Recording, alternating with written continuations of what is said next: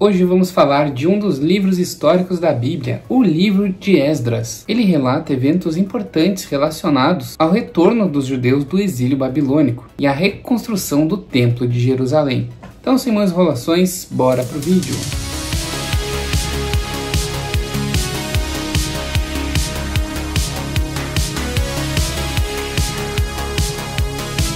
E é isso, gente, vamos falar hoje do livro de Esdras da Bíblia, e pelo que eu estudei, o livro de Esdras, ele era junto com o livro de Neemias, que é o que a gente vai falar no próximo vídeo, né? Então seria Esdras e Neemias. Eu ainda não li o Neemias, mas então acho que devem acontecer na mesma época ali, né, esses acontecimentos. É um livro meio anticlimático, assim, né, o final dele e tal. Me deixou bem reflexivo, assim, com algumas coisas, alguns pontos sobre as pessoas e o próprio Esdras tomando decisões assim que não são amando de Deus até, sabe? Que estranhando, sabe? Essas atitudes dele. Eu achei bem anticlimático esse livro. E, enfim, a gente vai falar sobre ele hoje. E deixa eu falar das estantes da Evolukit antes, que são essas estantes aqui que patrocinam aqui o nosso canal. Então, se for comprar estantes para os seus livros, compre estantes da Evolukit, temos o cupom de 5% de desconto, Gêmeo5, o nosso cupom, primeiro link na descrição, tá tudo escrito certinho aí. E também me siga nas redes sociais, que eu tenho vários vídeos sobre a Bíblia, tá bom? E lembrando que o que eu faço aqui é um resumo, tá, da Bíblia, um reforço aí pra ti, então eu vou detalhar, um livro curto, né, 10 capítulos, então esse vídeo vai ser bem menor que os últimos, né, e espero que vocês possam complementar algumas coisas também aqui nos comentários, tá, pessoal? Então não deixem de comentar aí, eu vou fazer algumas explicações entre uma parte e outra, mas enfim, tudo anotadinho aqui, então eu vou ler o meu resumo, que eu fiz, tá? E então é isso, bora começar pro capítulo 1, o decreto de Ciro, né? Então, no primeiro ano do reinado de Ciro, rei da Pérsia, ele emite um decreto permitindo que os judeus retornem a Jerusalém para reconstruir o templo do Senhor. Este evento é apresentado como um cumprimento da profecia de Jeremias, né? Ciro devolve os utensílios de ouro e prata que Nabucodonosor havia levado do templo de Jerusalém. Ele os entrega a Sesbazar, o príncipe de Judá, para que sejam levados de volta a Jerusalém. E aí no capítulo 2, lista dos retornados, né? Então tem uma lista, né, dos exilados que retornaram. Esse capítulo fornece uma lista detalhada dos líderes, famílias e indivíduos que retornaram do exílio. O número total de pessoas que voltaram foi de cerca de 42.360, além de servos e cantores, né? Dá assim tudo detalhadinho por listas. Capítulo bem cansativo, né? E recursos para o templo. Os exilados contribuíram com recursos para a reconstrução do templo. O total das doações incluía ouro, prata e vestes sacerdotais. Então eles voltam para Jerusalém, né? Então, resumindo, eles voltam para Jerusalém, né? Que Deus falou com Ciro. E é parte da profecia aí do profeta Jeremias, né? Que eles deveriam retornar para Jerusalém e reconstruir o templo que foi destruído, né? Pela invasão dos babilônios e tudo mais. Então vamos para o capítulo 3, começo da reconstrução do templo. No 7º mês, os exilados se reuniram em Jerusalém. Jesuá, filho de Josadaque, e Zorobabel, filho de Sealtiel, reconstruíram o altar do Deus de Israel para oferecer holocaustos conforme a lei de Moisés. E aí, festa dos tabernáculos, né? Celebraram a festa dos tabernáculos e começaram a oferecer sacrifícios diários, os holocaustos contínuos e os sacrifícios das festas fixas. Eles começaram a preparar os materiais e a mão de obra para reconstruir o templo.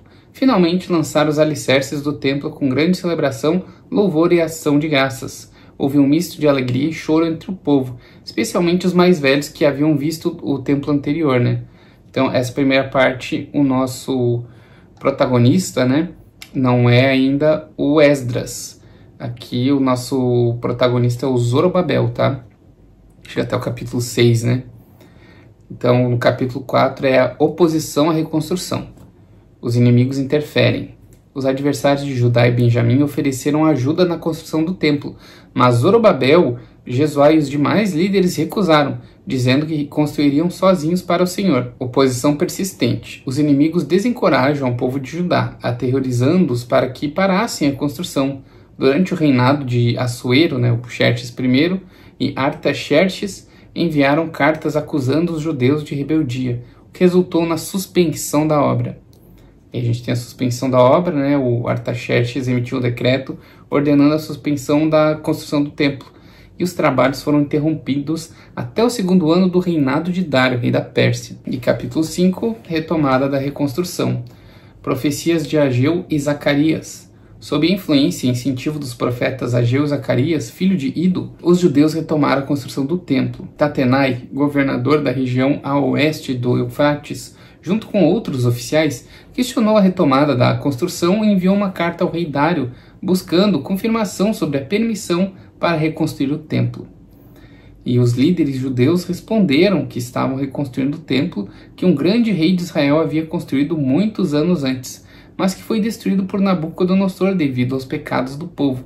Eles mencionaram o decreto de Círio como a base legal para sua obra. E é o capítulo 6, decreto de Dário e conclusão do templo. O rei Dário ordena uma busca nos arquivos babilônicos para confirmar o decreto de Ciro. O documento é encontrado em Acmeta, na província da Média. Dário emite um novo decreto para que a construção do templo continue sem interferência, garantindo também financiamento dos impostos regionais para cobrir os custos e fornecer todo o necessário para os sacrifícios. E os líderes judeus, encorajados agora pela profecia de Ageu e Zacarias, completam a construção do templo no 6º ano do reinado de Dário. E o templo é dedicado com grandes celebrações, incluindo sacrifícios de touros, carneiros e cordeiros, bem como ofertas pelo pecado de Israel. Os judeus que retornaram do exílio celebram a Páscoa e a festa dos pães asmos, os pães sem fermento, no caso, regozijando-se por Deus ter mudado o coração do rei da Assíria para apoiá-los. E aí sim, capítulo 7, a vinda de Esdras. O Esdras é um escriba e sacerdote descendente de Arão. Ele é descrito como um homem dedicado ao estudo e ensino da lei de Moisés, ao Torá, no caso, enfim, Pentateuco. No 7º ano do reinado de Artaxerxes, Esdras recebe permissão do rei para liderar outro grupo de exilados de volta a Jerusalém. O decreto também inclui instruções para a administração da justiça e o uso de fundos para o templo. Esdras louva a Deus pela benevolência do rei e pela oportunidade de retornar a Jerusalém para restaurar a observância da lei. E o capítulo 8, a jornada de Esdras. Então a gente tem uma lista dos companheiros de viagem, e familiares, enfim, que retornaram com Esdras. E aí o Esdras organiza um acampamento junto ao rio Ava e convoca levitas e servidores do templo para se juntarem a eles. E Esdras proclama um jejum para buscar proteção de Deus para a viagem, já que ele havia recusado pedir escolta militar ao rei, confiando na proteção divina. E ele entrega aos sacerdotes a custódia dos tesouros destinados ao templo. E após uma jornada segura, o grupo chega a Jerusalém e oferece sacrifícios. Os tesouros são entregues aos responsáveis no templo. Essa parte é interessante, capítulo 9. Esdras confronta o casamento com estrangeiros. Líderes judeus informam Esdras que muitos israelitas, incluindo sacerdotes e levitas, se casaram com mulheres estrangeiras, o que era contra a lei de Moisés. E o Esdras reage com grande angústia, rasgando suas roupas e puxando os cabelos e a barba.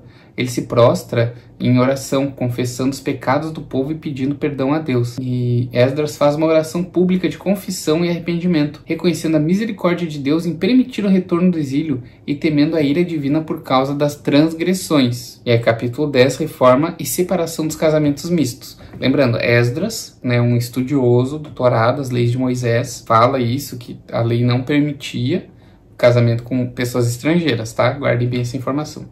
Então tem a convocação de assembleia, Enquanto Esdras ora e confessa, uma grande assembleia de israelitas se reúne. Secanias propõe que todos façam um pacto de separação das mulheres estrangeiras. E Esdras levanta-se e faz os líderes sacerdotais, levitas e todo o povo jurarem que obedecerão. Uma proclamação emitida convocando todos os judeus a Jerusalém para tratar da questão. Em uma reunião na praça do templo, o povo confessa seu pecado e concorda em separar-se das mulheres estrangeiras. E Esdras nomeia uma comissão para investigar os casos e garantir a separação dos casamentos mistos. O processo dura 3 meses. E aí tem a lista dos culpados, O livro termina com uma lista dos sacerdotes, levitas e outros israelitas que se casaram com mulheres estrangeiras, destacando a seriedade da reforma implementada. Então, assim, ele seguia ali a lei de Moisés e tudo mais. O Esdras, super estudioso, e viu que era proibido realmente o casamento com estrangeiros. E ele faz o divórcio ali. Só que na lei, ele cria o divórcio, basicamente, aqui, né, o Esdras. Só que na lei falava que era proibido também separar do casamento, entendeu? Então é muito anticlimático, assim, esse final. E, enfim, foi o que eu senti, assim, eu não gostei muito da atitude do Esdras. Como é que ele vai contra o que está escrito ali, sabe? Tipo, ele é um cara estudioso e tal, e estava escrito que é proibido se separar, a não ser que falasse ali, mas eu não lembro disso, que caso se case com uma mulher estrangeira pode se separar, mas eu não lembro de ter lido isso, tá? No Pentateuco ali, os 5 primeiros livros, né? E vocês, o que vocês acham? Tem alguma coisa que fala, que permite isso? Eu não me lembro, mas se tiver, comenta. E o que vocês acharam também? Eu achei muito anticlimático, sabe, esse final, assim. E, tipo, dá a lista ali dos culpados e tal. Eu vou ler o Neemias também, eu acho que é uma história ali que passa ao mesmo tempo, né? Eu fiz uma conclusãozinha aqui que eu vou ler também. Ó, o livro de Esdras relata a volta dos judeus do exílio babilônico e a reconstrução do templo de Jerusalém, destacando o papel crucial na liderança piedosa e a importância da fidelidade à lei de Deus.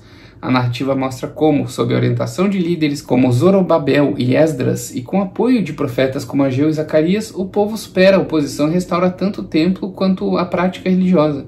Esdras enfatiza a necessidade de pureza e santidade, conduzindo reformas rigorosas para garantir a observância da lei, simbolizando um novo começo para Israel e reafirmando a aliança com Deus. E também tem outra coisa que me pegou com isso de separar, porque, se eu não me engano, tem uma profecia, né? Eu não lembro se é o Jeremias agora que faz a profecia, de que os povos vão se juntar por um só Deus, né? Que é basicamente o que a gente tem hoje, com a religião e tudo mais, né? E aí quando aconteceu aqui, ele pediu para se separar, mas daí, tipo, a profecia ali do Jeremias foi válida para ele voltar, sabe? Mas daí no momento de lidar com isso, com povos estrangeiros ali juntos e talvez até louvando Deus junto, ele já não quis, entendeu? E que é parte da profecia, que povos estrangeiros, todos os povos iriam se unir e temer a Deus, né? Então, eu fiquei meio confuso, cara. Me deixou meio confuso esse livro. Enfim, quero ouvir a opinião de vocês. E a gente tem um clube do livro também no Apoia-se, tá? Tá passando aí para vocês o linkzinho, só clicar aí e ver. A partir de R$10 você consegue ajudar aqui. E muito obrigado quem assiste os vídeos da Bíblia e muito obrigado ao pessoal que apoia. Lá o nomezinho tá passando aí de todos os apoiadores e apoiadoras. E eu vou ficando por aqui. Um forte abraço e até mais.